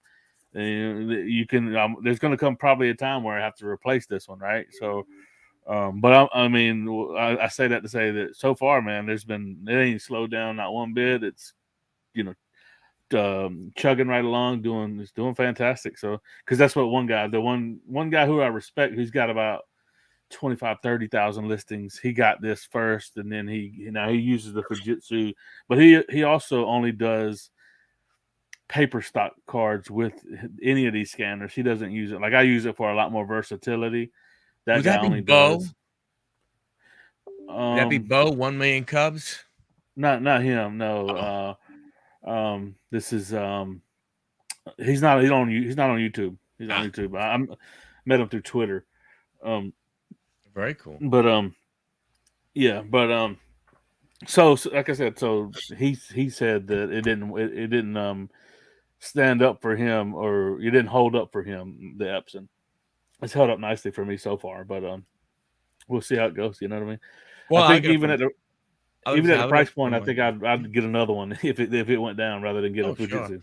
Well, I look at it from my standpoint of it, is that in reality, for me right now, the Fujitsu, forget that, like even, the price is the price. I understand that part, but I'm thinking from a standpoint of it does me no good to have one that can do, whatever, 1,000 cards in an hour because I still have a full-time job. So it's not like I really can sit here and, and do List that that man. much and, and have to, Right.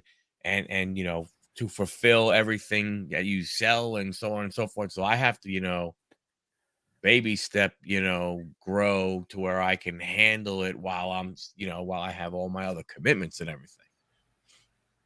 Yeah, 100%, 100%. It's time consuming, that's for sure. Yeah.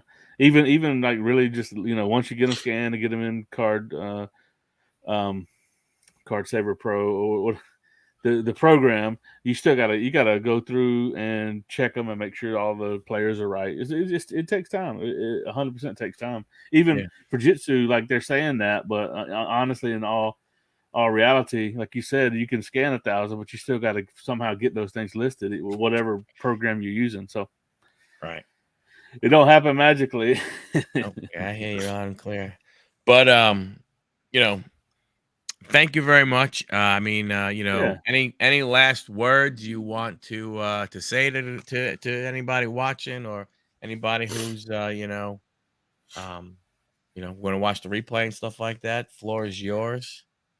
Yeah, no, I appreciate Anthony reaching out, and it's good to meet you, and to be here with your audience, and hoping you guys good success in the future, and see you grow, and yeah, maybe like I said, return the favor, have you over on my channel, and I'm on every platform is JMac Sports Card. So yeah, just if you want to get in contact or show any kind of support, that would be how to do it, is subscribing or hit me up on Instagram or whatever. So yeah, no, it's been cool seeing how, because I think this is sort of a underground.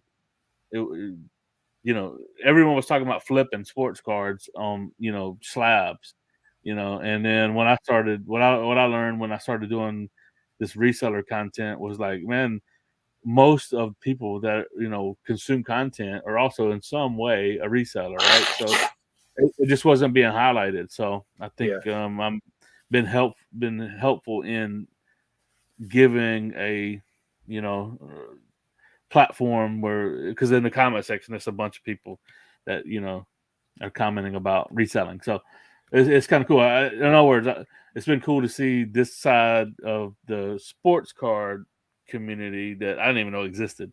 Lots and lots of resellers. Absolutely.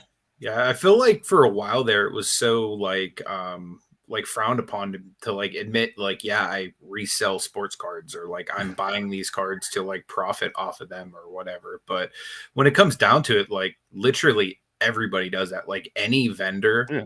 literally like they're selling cards that they bought at some point. You know what I mean? So it's like Yeah. hard not to resell cards and like be in it. I mean, it's just, for me, that's how I build my collection, is just via like most of like my eBay stuff. I give myself like a weekly allowance. Okay, Anthony, you can spend this much on cards because you sold this much on cards or whatnot. Exactly. Yep. Yeah, and I It's think all. we find out that there are more people like us than there are the Jeff Wilsons and the card collector twos and those guys that make these massive deals, and buy, yeah, they're like, you might spend $1,000, when you go sourcing, you're getting collection. You look at some of these other guys, they spend $1,000 and they get 6 cards. 2 cards. Yeah. Yeah. So I think it's good to see that there are more of the. I hate to call us low ends because I don't think that's what it is, but I mean, it's that other section of the hobby that seems to not get looked at the same way. It's like, 'cause if you're not flashing me that $50,000 card, but the truth is not a lot of people are going out there and dropping 50K on a card. Yeah. There's a Let's lot of call it. people spending $5 on a card. Let's call it budget conscious. Not Yeah. there you go. Not budget conscious people. There's a lot of us, right? Yep. Well, again, thank you very much. Yeah, Appreciate thanks, you guys. giving us your time. Can't say thank you enough. It's been a great experience. Learned a lot. Looking forward to continue to watch you grow and see what more cool stuff you do, and continue to learn from you from this journey. This has been Anthony, fantastic. Yeah, as far as me, guys, if you could come over, subscribe to Picksburgh, because next week's episode will be over on my channel as we alternate. Also, we'll announce the next giveaway winners for anyone that wants to either come to the Pittsburgh Card Show, or if you're in the area and you'd like tickets, leave a comment on this video. Michael, is there anything specific you want them to say, or just anything? Put hashtag Pittsburgh Show. Cool. So hashtag Pittsburgh Show in the comment section, guys.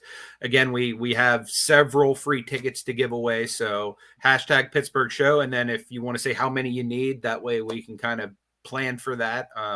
Next week, we'll announce on my channel who won. And again, if you're watching from last week, we pulled 2 winners. That was Art Mansuko and Gate City Paul. So both you guys won for you and your party's free tickets. And with that, thank you very much, everybody. Appreciate the heck out of each and every one of you. Don't forget, come on back, and we'll see you guys next week.